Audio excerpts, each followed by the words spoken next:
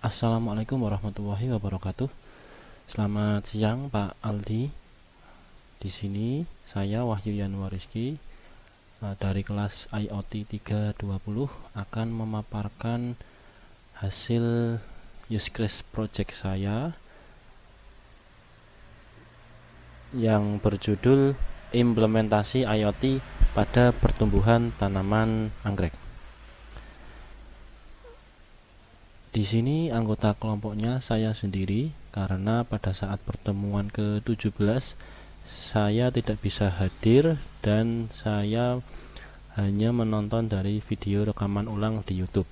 Kemudian saya juga mengerjakan use case project ini sendiri. Perkenalkan lagi, nama saya Wahyu Yanwariski, asal instansi dari SMK Nusantara 1 Comal. Kebetulan saya pengajar dari kompetensi teknik instalasi tenaga listrik dan kelas di Indobot itu IoT 320 dengan nomor registrasi sekian. Mengenai project, tanaman anggrek merupakan tanaman hias yang banyak sekali diburu akan keindahannya. Bahkan tanaman ini juga bisa dikategorikan sebagai tanaman kolektor. Tapi di balik keindahannya tersebut ada beberapa kesulitan di mana tanaman anggrek ini susah perawatannya. Artinya ada parameter yang menentukan tanaman anggrek ini bisa hidup optimal, yaitu suhu udara dan kelembaban. Dengan suhu udara yang berkisar antara 21 derajat Celcius hingga 29 derajat Celcius, dengan kelembaban berkisar 60-80%. Nah, untuk mencapai kondisi ideal tersebut tentunya bisa dilakukan dengan cara manual. Artinya kita harus memantau setiap hari suhu dan kelembaban tersebut. Akan tetapi kan apabila kita memiliki kesibukan lain, maka ada metode yang paling mudah dalam memonitoring suhu dan kelembaban tersebut dengan cara menggunakan sistem otomatisasi berbasis IoT.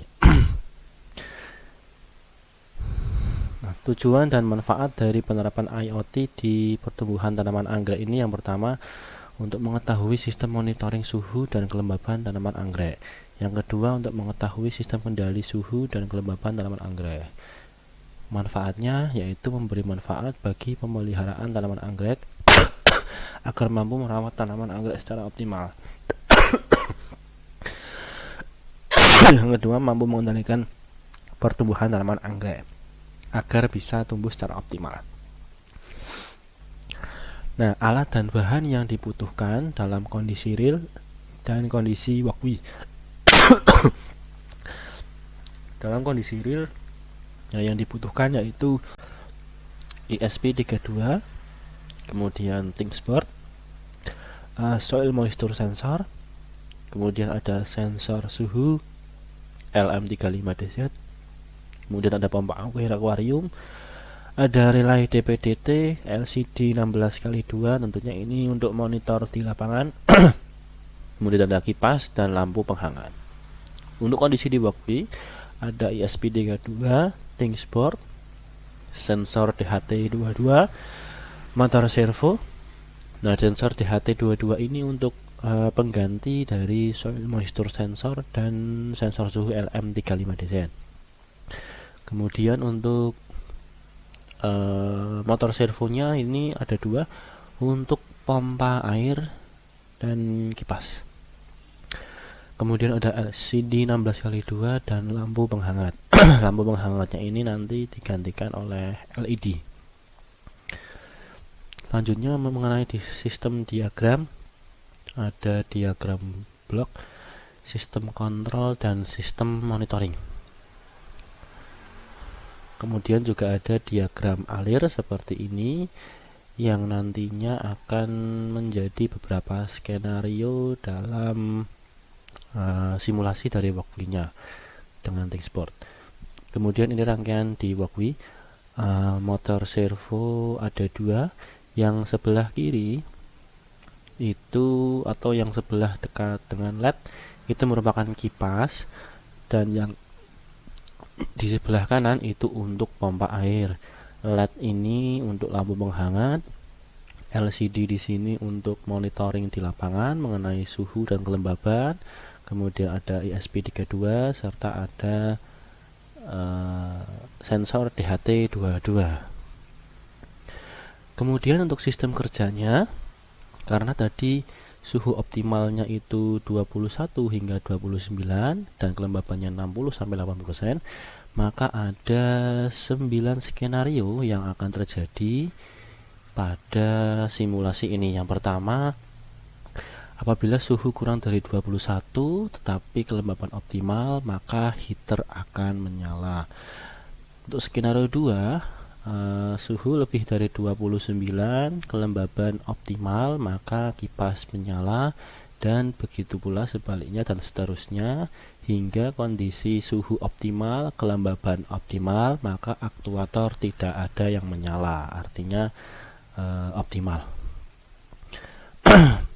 Berikut dokumentasi projectnya di dashboardnya, maksud saya.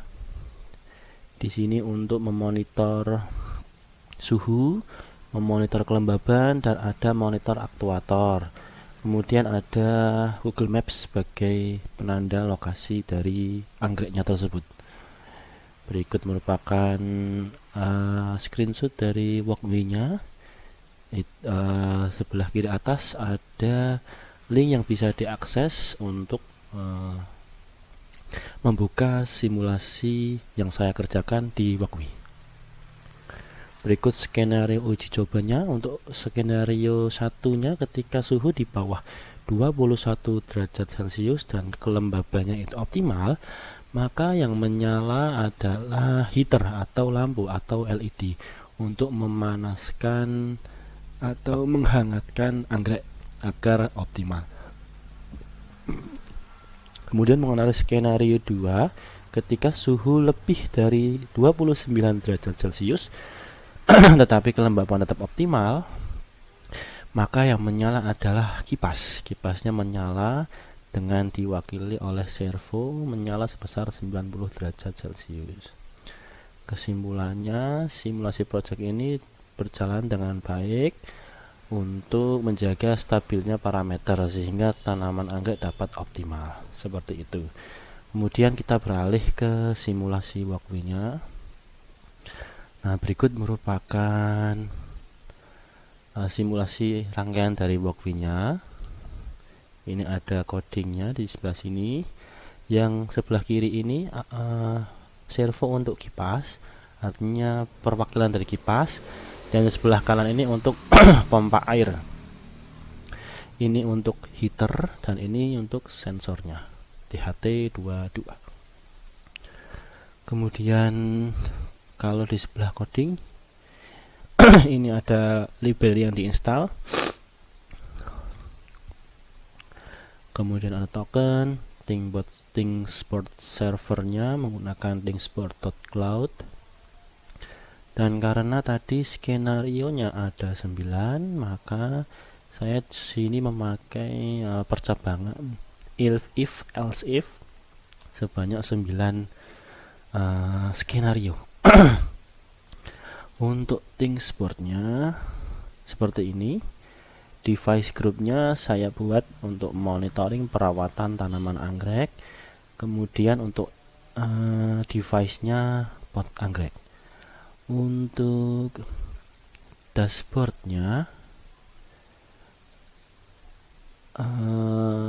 monitoring pot, di sini saya buka dashboardnya. Di sini ada untuk suhu, gauge ini untuk suhu, kemudian ada digital bar ini untuk kelembaban.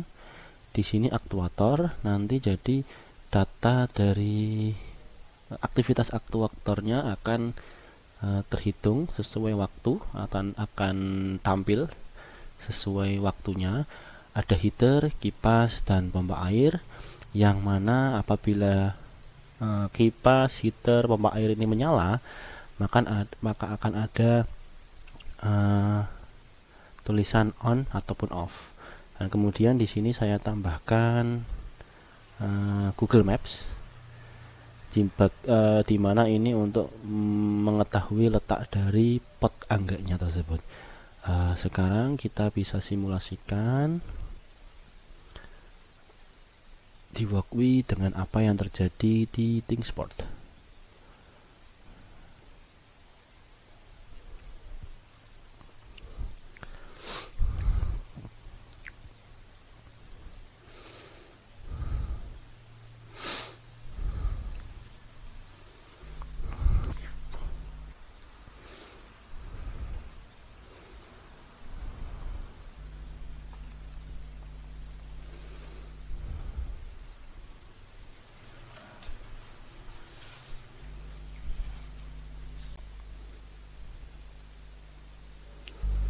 Nah, berikut ESP32 nya mulai mengkoneksikan dengan ThinkSport.